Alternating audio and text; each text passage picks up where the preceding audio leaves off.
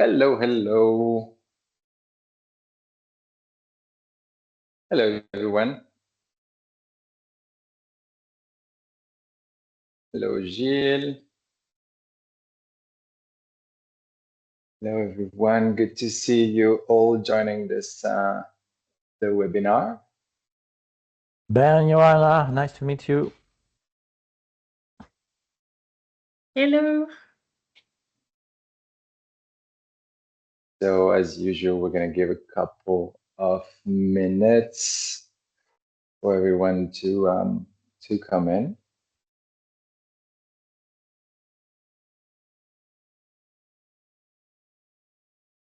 So, yes, as we're discussing, please don't hesitate to use the chat box, to ask any question that you may have.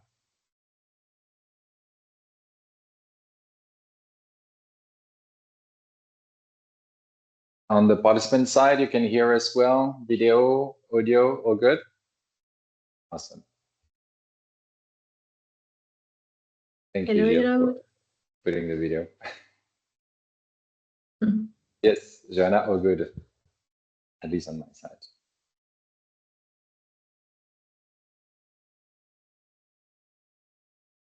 So another minute, and then we're gonna get started.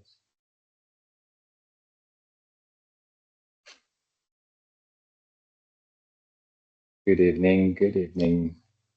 We have quite a few time zones today, which is nice. Where we're calling is actually already dark from Bangkok. Joanna and Axel, you are calling from Europe, where it's noon. So a good time to talk about food waste, actually. Yes, good timing. Okay, 6:05. I think we're gonna get started, and then whoever are joining a bit later will we'll just get on board. Good evening, everyone. It's a great pleasure to be here today. We're very excited. This is a very special moment. There has been many years in the making, actually, and a lot of work were put in not only writing the paper but also organizing this webinar. So as we discussed, we really want to make it as interactive as possible. It's obviously much more enriching. I think we don't assume that we have all the answers. Clearly not. It's more sharing all the work that we have been putting and the type of conclusions that we came up with. So I'm Benjamin. I would like to start by introducing Joanna. Joanna is an amazing person that has spent the past 20 years honing her skills in hotel operation, in asset management, in real estate consulting. She created multiple ventures, including Agence Hope in 2024. She's also a lecturer in hotel finance in ESSEC Business School. And obviously someone that has a deep understanding and knowledge about the hotel finance issues.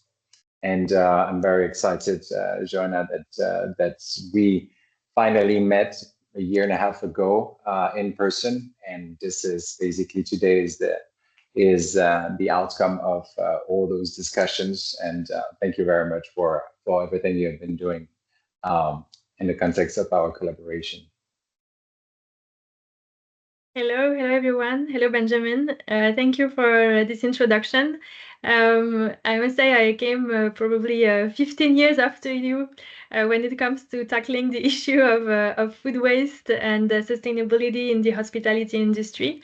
So I think we can easily call you a pioneer in food waste in the hospitality industry, founding both Light Blue with some technological support for hospitality and F&B professionals, but also the pledge.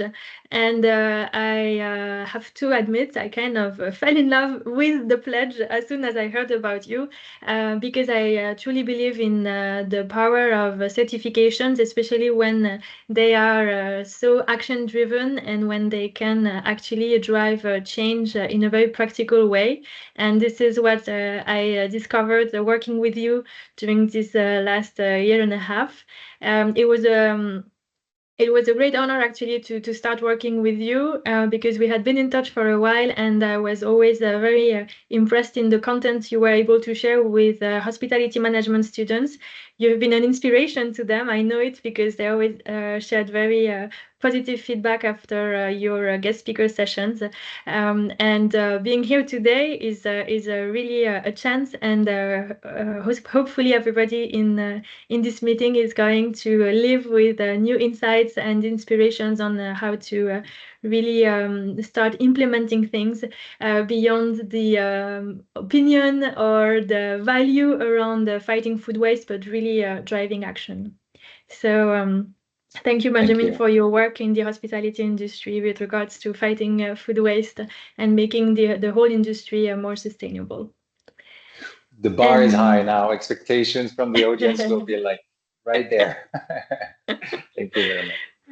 And I also have the honor of introducing Axel de Rodelec, who is going to moderate this discussion so that for our audience it's going to be more interesting and lively. Axel is the head of asset management at Extendam, which is a leading hospitality investment company in Europe. I think that she is probably the best person to be part of this discussion, mainly because she is exposed to a variety of hotels and situations in different cities with different operators, different brands, and she can really tell us more about how we can actually help investors and owners in driving action and changing the paradigm when it comes to fighting food waste in hotels. So thank you, Axel, for accepting to be part of this meeting today. And of course, thank you to everyone who connected during either their lunchtime or breakfast time if you are from the western part, or almost dinner time if you come from the more eastern part like Benjamin. Thanks a lot. That's right. Thank you. Thank And you. Axel, before I hand over to you, would like to run a very quick poll. Also, would like to thank my team. There's been a lot of work behind, as I mentioned. So thank you so much. We have a quick poll to understand a bit, basically, who you are. It's not intrusive. Don't worry. It's a very multi-choice questions. I would take only a few seconds. So just to understand a bit more the audience, if you're asset managers, consultants, lecturers, researchers, F&B professional, hoteliers, or something else.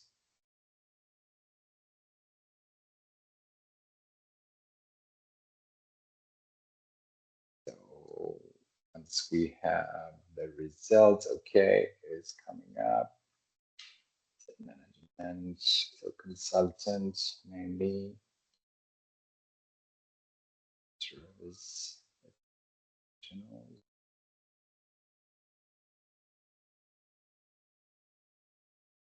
okay. Okay, thank you. Thank you for sharing. Yes, we have a few more responses. Okay, so seems like consultants predominantly or other responses. All right. So fantastic. Thank you so much for sharing a bit of this. Axel, over to you. Thank you so much for being here today. It's a real pleasure. Yeah, I'm really happy to be here. Can you hear me well? Yes. Okay, that's great because I'm using my phone and both my computer. So yeah. So I'm really happy to be here today. My first question is for you, Benjamin. Can you please tell us more? Why are we here today? Yes, well, I think that's so Joanna started to share a bit. So a bit of the story. I started a bit randomly in the hospitality sector. I was first in charge of implementing an sustainability certification for the Accor Group. That was back to 2008. So looking at energy, water, waste, chemicals, staff awareness, kind of the 360 approach to sustainability in hospitality. And then I was a consultant for the UN on greening the hotel industry in Thailand and Vietnam and the Philippines.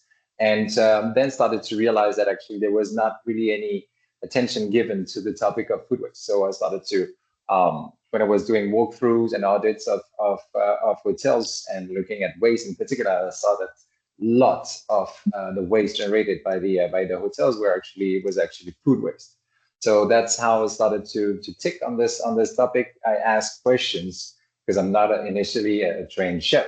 So I was starting to ask questions to professionals, looking at the bins, and I was like, so how many kilos you have in this, and what is it, and why, and where is it coming from, and how many bins do you have like that every day, and how much does it cost you? And those questions, I could tell that the respondent were a bit like confused and even like puzzled and looking at me as if like, why do you care? To me, it was obvious that there was a huge opportunity.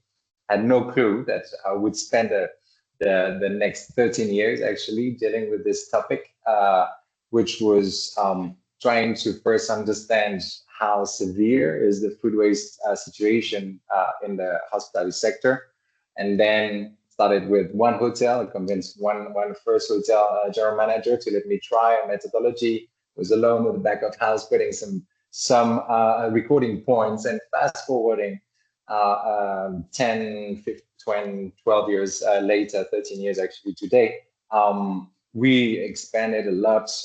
We really built a pretty unique expertise when it comes to food waste. We design our own technology that we implement into commercial kitchens to monitor food waste and answer those key questions: how much, when, where, what, why. Understanding the food flow, the waste flow, understanding the standard operating procedures, collecting a lot of data, and then started to combine those with financial data from purchasing to sales to covers, and trying to make sense, because obviously you could tell that despite all the figures and all the results that we were achieving, that there was a kind of the process was pretty slow, and the figures, the quantities of food waste that we were recording on and on and on, and in multiple different type of geographic context or different type of hotels were massive. And when we're presenting the results, we realized that there was some huge misconception in the industry.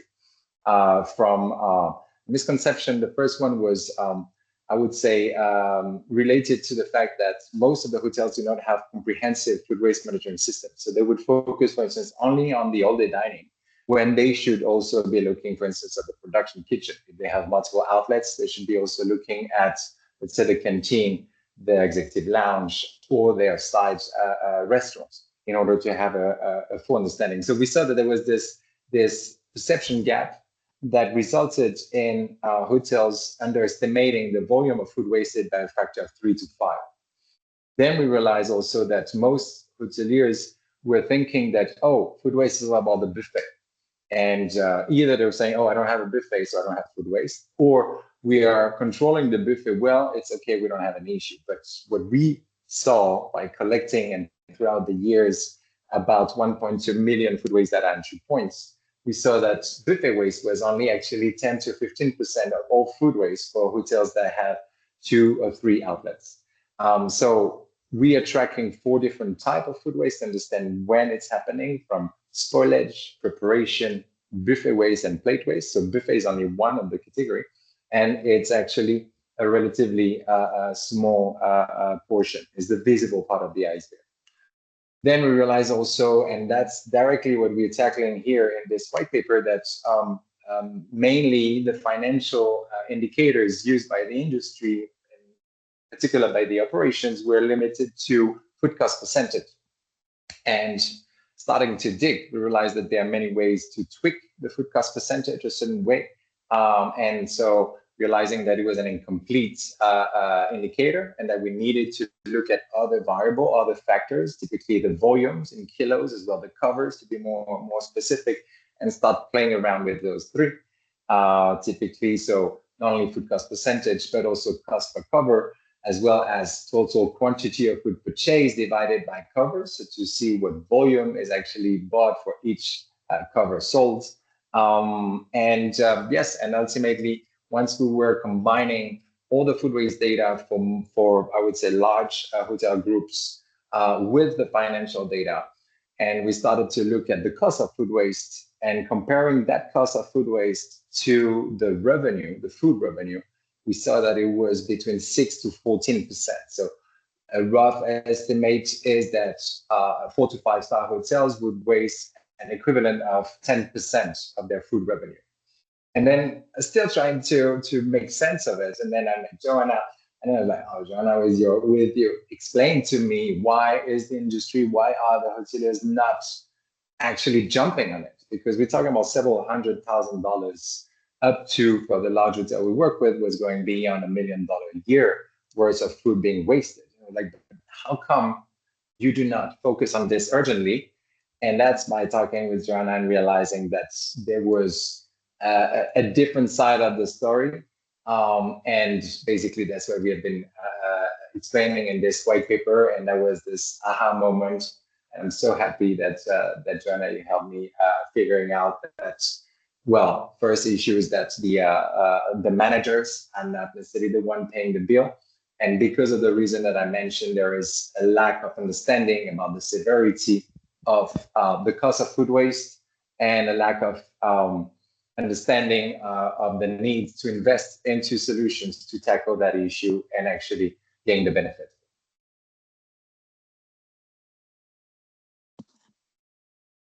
Yeah, thanks. Joanna, can you please tell us more about what exactly is in this white paper? Yes, thank you.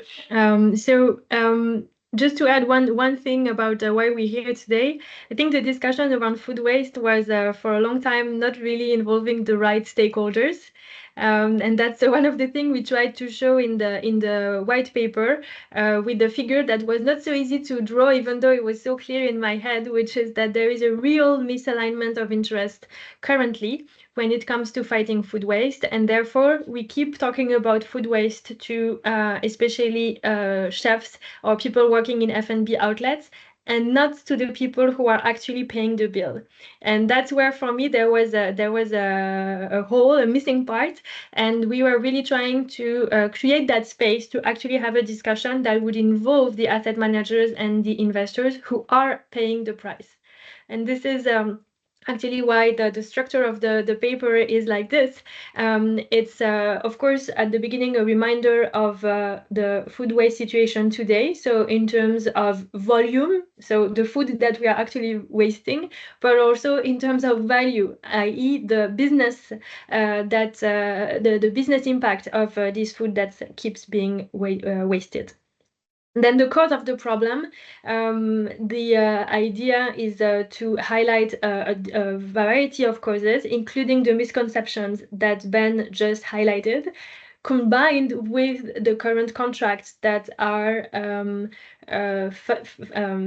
actually organizing the way the owners, operators, investors are working together. And then making a strong case about the business opportunity of food waste with the title, The ROI of Fighting Food Waste, because we know that ROI usually is the type of words that grasp the attention from people working in finance and in the investment space.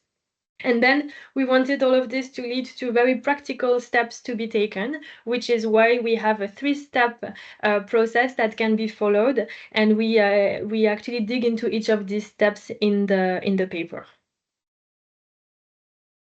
Yeah, that's great because it seems to be like a turnkey document. So can you please tell us more what is specific about this specific publication? You wanted to share some tools. Yes. Can you please? Definitely. So two things that are probably very special are the fact that it's addressing actually the problem from an investor perspective, and the second is that it's practical and that there are some tools.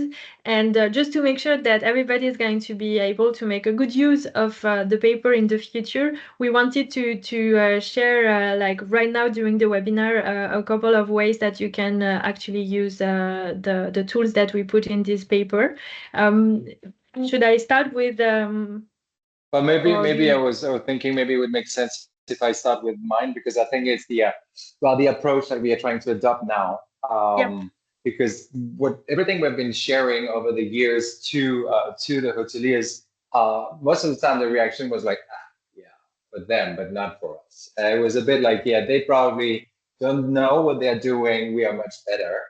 And we're like, well, we wish, because we have been working across the board, like with the largest hotel groups, and we have customers in about 30 countries, ranging from Canada all the way to Japan, and a bit of everything in between. And yes, so what we decided is that, well, we have been really like twisting and turning and looking at this from so many different angles and crushing data and trying to really extract the essence. And so we have built some simple ways to be able to evaluate what is the cost of food waste for your hotel. There are multiple, there are different methodologies. I will share with you one very simple that is based on the number of covers. So I will share my screen specifically to show the a calculation. So we use you can actually find it on our website directly. So I will show you the demo as we speak. Can you see my screen? Yes. Okay, cool.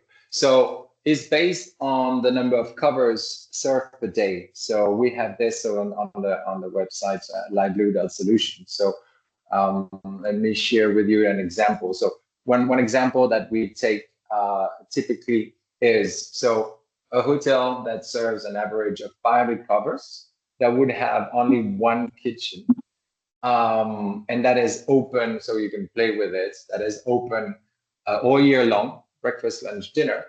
Would waste an average of 45,000 kilos of food, which would amount for about 230,000 USD.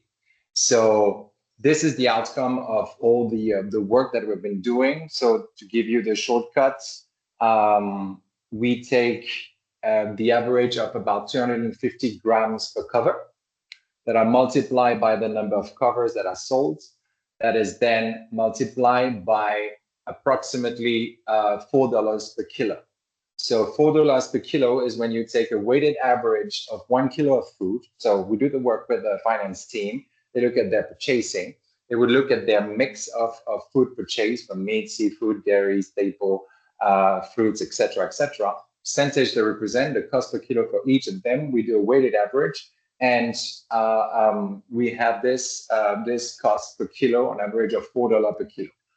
You that are watching this webinar can easily have this your specific figures. We're working, for instance, in other regions that are more remote. Obviously, the cost of food is way higher. So, for instance, in the Maldives or in the Seychelles, in isolated region of the world, of course. And I'm not talking about the environmental impact, because it's not the topic today, but Joanna and I are driven by making the right thing. So here we're using the different lens, which is the financial impact. So we take $4 a kilo, and by playing with this, we can estimate what is the cost of food waste on a yearly basis for a hotel that has one kitchen that serves approximately 500 covers per day.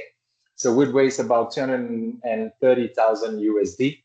And technically, with the right measures in place, can expect and hope to cut, basically save up to 30-35%, sometimes even more if going really drastically on this issue. So that's just we share in the white paper other ways to calculate the cost. So I invite you to have a look. Thank you, Benjamin. I think that the €4 per kilogram of food is $4 is an interesting statistics, because we know that it will keep increasing in the future. So you can also project in a way the future of your food, the cost of your future food wasted, basically, and you can be sure that it's going to increase, right? So it's also an interesting way to look at it, considering the level of inflation and the impact of climate change and many other events on the trend to actually buy food and get food delivered in some places. It's now my turn just to quickly show that you can also click on the white paper to access a file that we made available for you. So basically, when you are going to click on it, you will access the file from the drive. So that's what it's going to look like. Here, I think you can see my screen. Just wanted to tell you that, yes, it's not, you cannot modify it, but what you can do is actually download it from here as an Excel spreadsheet. And once you have it on your computer, that's when you can actually start using it. And so that's the first thing. Of course, otherwise everybody would start to modify this version. Once you have downloaded it, it's a very basic Excel spreadsheet. You have one tab with the simulation that we used to create one of the examples in the white paper, so you can actually see what it looks like. And you have an empty template when you can start playing with numbers and put the numbers that are relevant to your own hotel or hotels if you are running a portfolio of hotels. Put your actual F&B revenues, your staff cost as a percentage, your food cost and beverage cost as percentage. If you have a management contract, the incentive management fees. This will calculate your baseline EBITDA with this data, and with the cap rates that's relevant to your region, you can also have a very basic assessment of your hotel value at a certain moment in time. And then where it becomes interesting, of course, is to see the impact of a reduction in your food cost based on your measures and initiatives related to food waste. And what we see is that there is a direct correlation, of course, between the amount of savings and their impact on the EBITDA and the hotel value. So we see that it's really worth looking at the numbers because there are not so many ways in which you can significantly improve your GOP, your EBITDA, and therefore also your value on the long run. Because once it's achieved and you have the right way of working with your teams, the right incentives in place, that's when you can have long-term savings and therefore long-term impact on your value. So that's just for those of you who wanted to use the tool that we made available in the food waste paper. And if you have any question, any comment, I would be happy to get your feedback, because as Benjamin said, we did all of this with the best of our knowledge and common sense and data that we have gathered until now. But we don't know everything, and we may have also overlooked some aspects, and would be very happy to hear about your feedback. Absolutely. Thank you so much, Joanna. Maybe in the example that you took, what was the outcome by reducing the food costs? What was the impact on the valuation?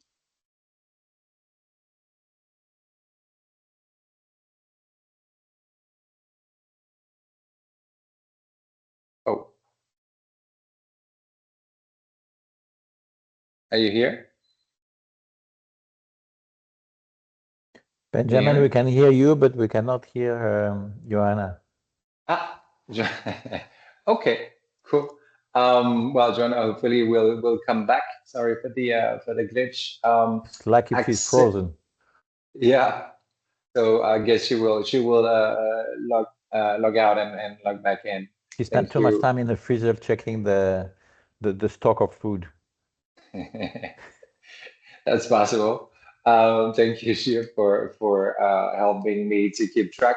So while Joanna is logging out, I will hand over to Axel. Well, actually, Axel, I have a question because to me it is interesting, obviously super interesting to have a professional like you who has read the paper, which makes us very happy. And I would like to ask you, apparently you enjoyed it, and would like to understand why did you enjoy this paper from a professional perspective? Yes, sure. Can you hear me well? Yeah, Again? good. Yeah, that's great. Okay, so first, what I found really interesting is the way it connects the financial performance and the sustainability. It's not always the case. It clearly shows that fighting food waste is just not good for the planet or also good for meeting ESG goals. It's also a great lever for profitability, and it treats food waste as a real strategic business opportunity and not only an operational detail. Also, I found it totally up to date. That, for example, there is this new law in Spain about food waste, and I know that hotels will have to implement action plans. So, in my view, it's kind of a hot topic right now, but not really tackled or assessed yet in the hotel. Also, I very much liked the format. Really, it's concrete, it's practical, it's measurable. You can see the impact. The structure is super clear and logical, with the financial impact, the step-by-step method, the case study. There are practical tips and tools, as you have shown them. There are also key figures, so you can quickly grasp the main idea and the main financial impact. So overall, I think it's a motivating call to action. It really encourages us as asset manager to get started. And it shows that it's not so complicated and the benefits are real. Yeah, I found it fantastic. really motivating.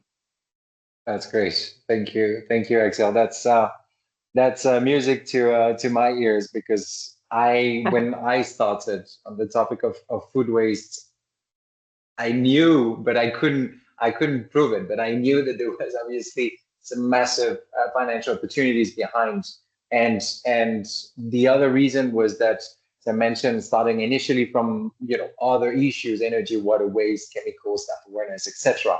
But food waste being untapped, and food waste is a topic that everybody relates to, also in a certain way, emotionally speaking. It's a very intimate sort of relationship that people have with food. I thought was a good lever to get people to act. But obviously, the financial impact was so massive that I knew that there would be a bigger call to action from those that basically manage the finance of hotels. That's super nice. Thank you very much, Axel, for sharing this. We have a couple of questions, Paul, again, to get your opinion before we open also for Q&A, because as we mentioned, we would like to hear from you. We would like to get your reaction, your questions. So Margot and the team, I think we can go with the first question that we have in the poll related to kind of the content we've been sharing so far.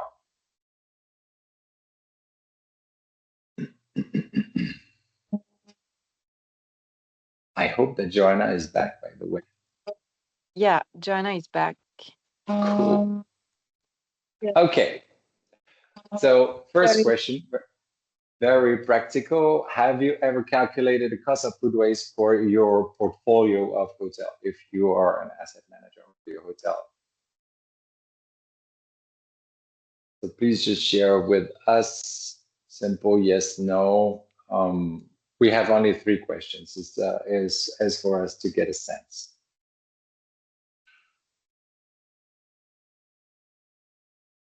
I'm playing as well and answering because I love polls.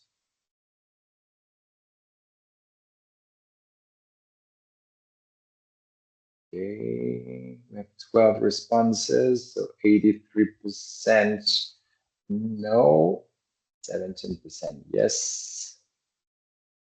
Okay, we'd be curious for those of you that have said yes to understand a bit the methodology, or once you have seen the white paper, to compare the methodology with ours. Excellent, thank you very much. We have a second question also for you. So if we can launch the second poll. Okay. Did you change your perception of food waste after reading the paper or participating in this webinar? Obviously, we were hoping that most of you had read the white paper. We kind of know that it's not necessarily the case. I know that some have, and thank you for that. But we are curious to know a bit on that end. Oh. So 75%. So it's not to please us, huh? Okay, 10 responses. 30% no, 70% yes. Okay. Let's move on. We have a last quick question. I cut it a bit too short. Sorry. We will share the result maybe in the chat with you. Last quick question. If you are in the position of making that decision, will you allocate some resources in your 2026 budget to fight food waste in your hotel?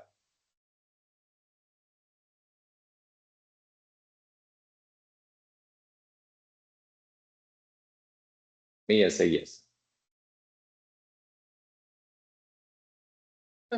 That's music to my ears. That everybody feels like they're going to actually allocate some resources, and that they are ready to bet on that return on investment and go beyond the traditional maybe just the intention of maybe putting a message about food waste at the buffet, breakfast buffet. So thank you, and we hope also that you will see the results, and that you will be able to engage with the teams on this. Yeah, definitely. Okay, well, that's 10 responses, 100% yes. Fantastic. Closing the poll, just want to make sure that we have one thing we'd like to kind of look at. So as we discussed, and as Axel was sharing a bit earlier, we tried to design and to build that white paper as practically as possible. So it embeds also a methodology, which is really going from once you had calculated the size of the issue, the severity of the issue for your portfolio, then step 1 is, well, to prioritize. You may have some properties that are much less relevant. You may have some properties that do not have F&Bs, in which case, obviously, or some that have just very small F&B operations. So we try to guide you to help select and prioritize which one you should be focusing on as a priority. Step 2 is utilizing those different tools that we provide in methodology to estimate the savings. And then obviously, step 3 is manage and coach. So we provide also some concrete steps and considerations for you to make to once you know the size of the issue and you estimate the savings, then what could be done in order to tackle that issue in an effective way. And of course, based on a very clear calculation to gauge the type of ROI you can look at. So For those of you that haven't read, this is kind of a teaser that is inviting you to go through the white paper. I think, as we said, we want to leave room for questions and question and answers. I see that there has been some questions in the Q&A section, discovering as we speak. You can also unmute yourself if you want. So we have a question from Abida. When engaging with hotels and presenting this information, what has the feedback been like? So yeah, well, that's an interesting question. It's a bit like what I was sharing from my own experience, is that this aha moment that I had working with Joanna was related to the fact that we were not speaking to the right audience. We're not speaking to those that actually pay the bill of food waste, and that makes a whole difference. We're always speaking to people that are managing, and due to the fact that the type of indicators used in the industry are not necessarily complete enough, this sort of the size of the issue, the severity of the food waste issue was not obvious when looking at standard ways to assess the financial performance of commercial kitchens or F&B operations. So the first reaction I had early stage in my career, the reaction when we were presenting the result from other properties, they were looking at me, as I mentioned, really like, hey, those guys are idiots, we do much better. The other reaction that I had presenting some of the results with hotels that we work with to, for instance, the general management, they were like, hey, so we were showing, for instance, that implementing food waste would have not only an impact on the food cost percentage, but also a big impact on the cost per cover, and then quantifying the savings related to it. And we would have like properties over 12 months that would save more than $200,000. The reaction from the general management was like, I can't present that to my owners. Basically, I would get slaughtered because the issue was never introduced. There was never really an acceptance that there is such an opportunity. And first reaction, which I don't think is necessarily the right reaction, was kind of push back. Hey, let's hide it under the carpet. Easier this way. And luckily, there are some that are much more now that the topic has evolved through the years. They are luckily now more aware, and hotel groups are setting targets.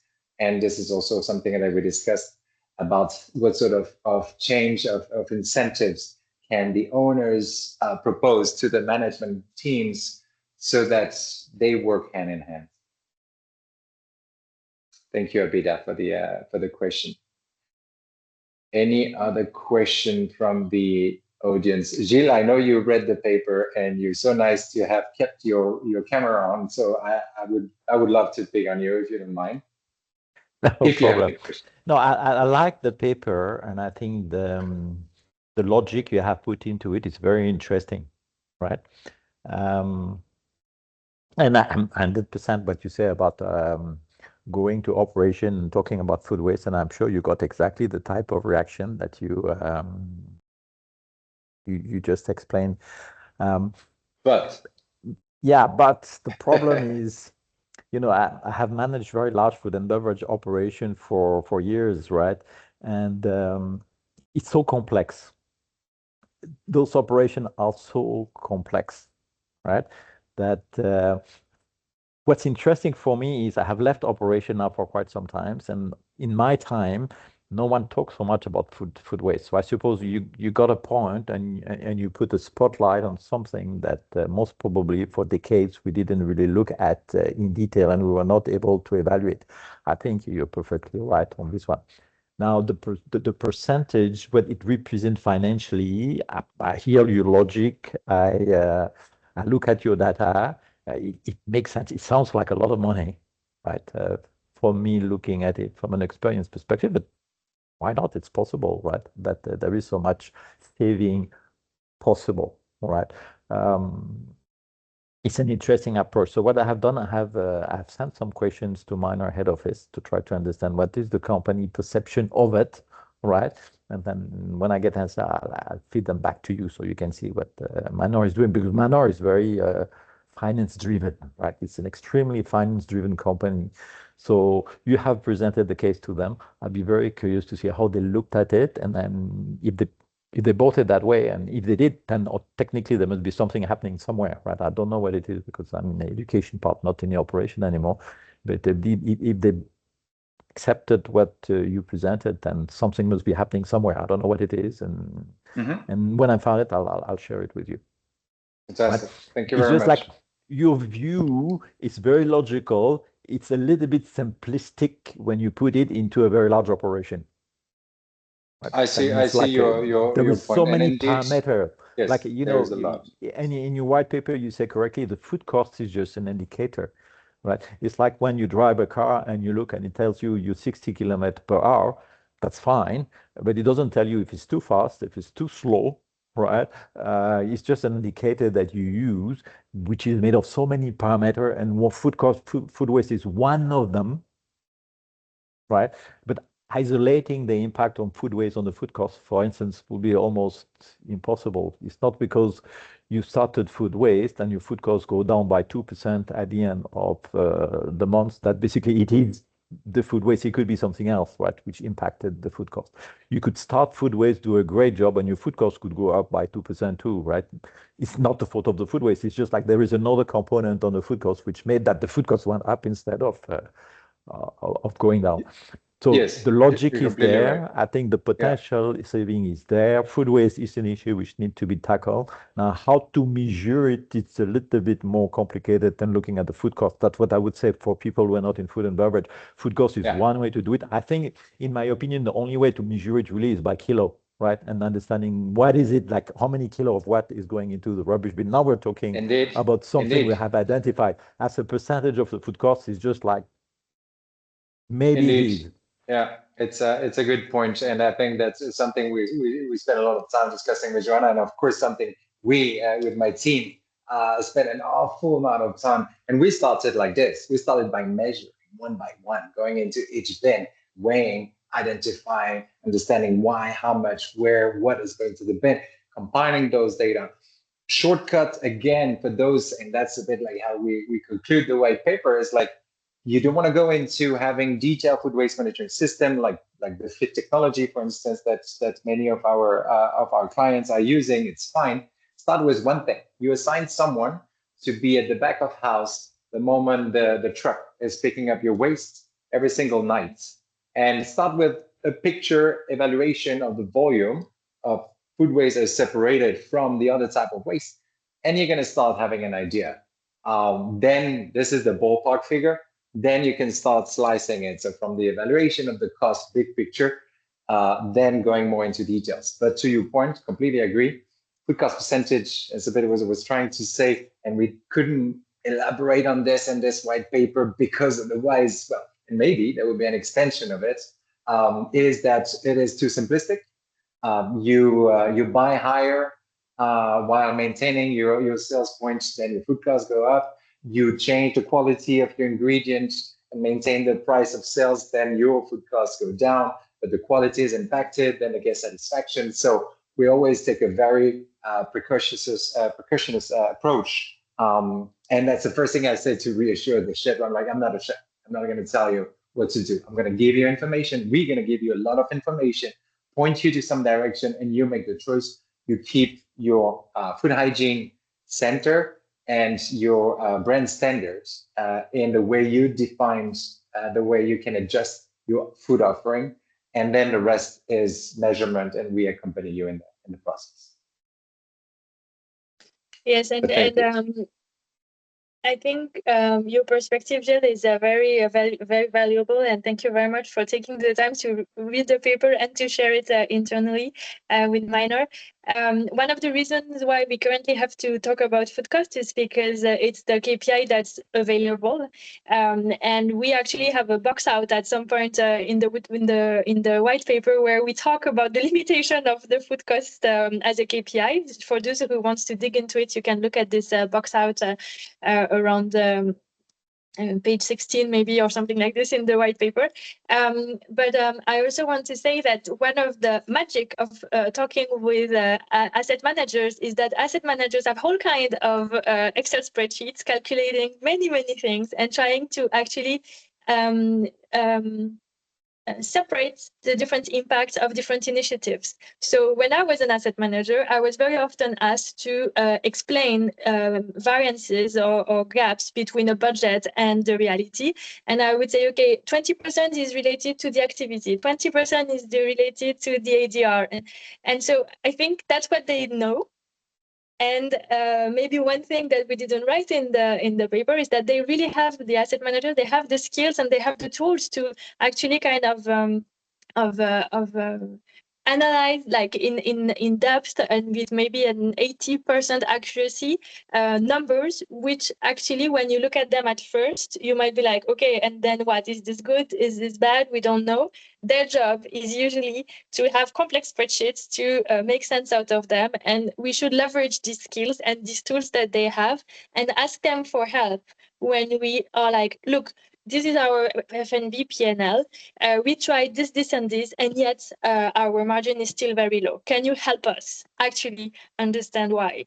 And I think that an asset manager who wants to improve the P&L of their hotel has a duty to look at these numbers in details and use the right tools to differentiate the different types of impact. So I would ask operators to actually leverage the skills and tools of their asset managers. Thank you for the clarification. Any other question from the audience, and maybe also to your point here, what we're trying to do also is to, if we can change a bit the management contract and give additional incentive, then those in the operation won't hate us so much for bringing clarity. And our role is not to expose anyone, is to try to tackle that issue and make sense for all the different stakeholders.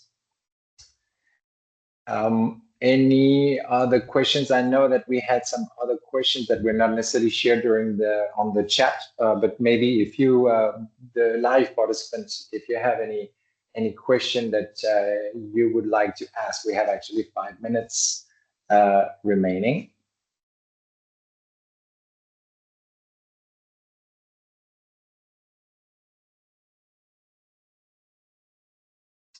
I think there was some of the questions also that were asked earlier.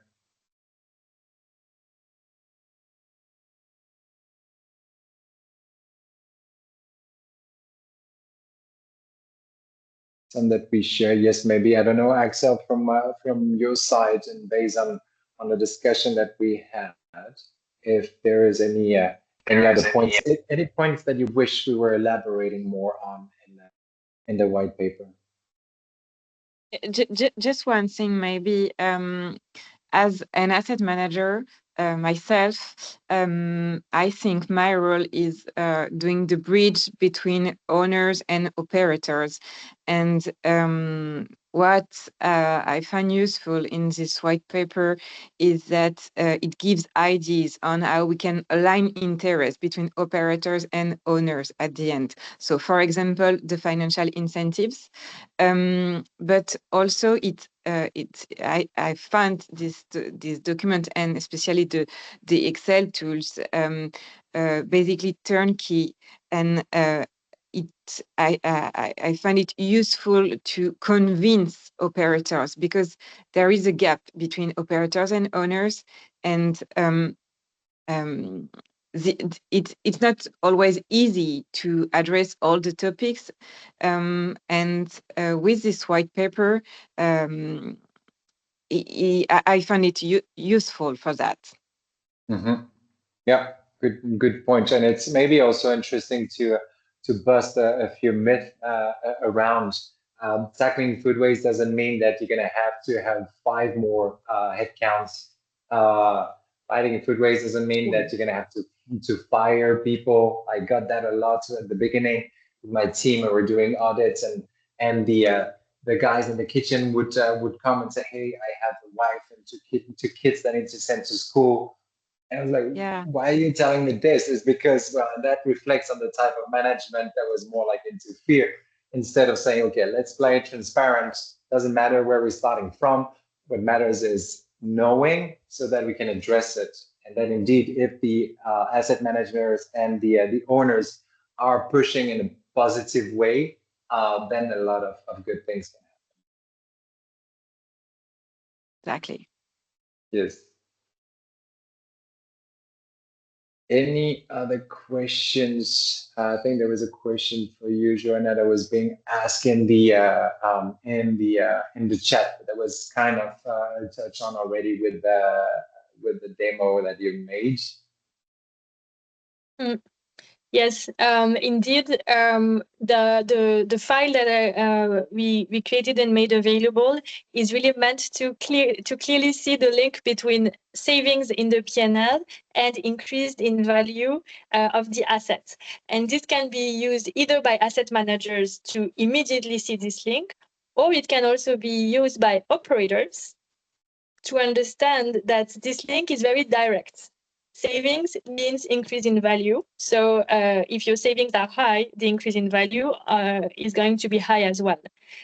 So operators could also use this to calculate their savings and then use this to be able to prove the return on investment of any type of solutions or support or training that they're asking in their budget to their owner by saying, look, I'm asking you this in 2026, but in 2027 and 2028, I'm expecting to have this much saving, and therefore the value of your hotel is going to increase by that much, and therefore your return on investment is this. And hopefully both stakeholders will be able to use it and make a strong point either internally or to the other party. It's something that I really like to help operators speak the language or understand the language of the investors so that they can speak the same language and they can make a strong case when they're asking something. They know what to focus on, they know which arguments to bring forward, and hopefully this direct link between GOP and hotel value is going to help them with this. Definitely. It's also maybe interesting in the slide before that I was sharing with the prioritize. Maybe we could also argue that if you know that you want to exit some of your properties or some of your assets that you plan to sell, let's say in 2027, but then invest now in 2026 so that it can positively impact the valuation at the moment you negotiate the asset value. We Yes, are reaching absolutely. the end of this webinar. Thank you so much, everyone, for joining. Axel, Joanna, thanks to all the team behind that has been working very hard also on making it happen. From Joanna to Tim to Ali and all the team that helped with the design. Gilles, thank you very much for actively interacting with us. Super stimulating. We have a lot of other hopefully a lot of other opportunities to continue discussing, and to all of you that joined this discussion. Yes, Anand is sharing also his LinkedIn. So we have shared on the slide also. Let me share for those that are unsure, but you know who we are. Please connect us with us on LinkedIn, and hopefully it was inspiring. Send us your questions and share the white paper. We now share an abstract for those that do not take the time to read it, in case the CFOs are too busy. But don't hesitate. In any case, Joanna, thank you so much, and Axel also for joining and helping to moderate. Wishing you a beautiful day for all of you, wherever you are in the world. Joanna, Axel, nice to meet you. Bye-bye. Likewise, thank you Thank very much, you. Gilles. Thank you. Thank you, everybody. Thank you, everyone. Thank you. Bye. Merci. Thank you.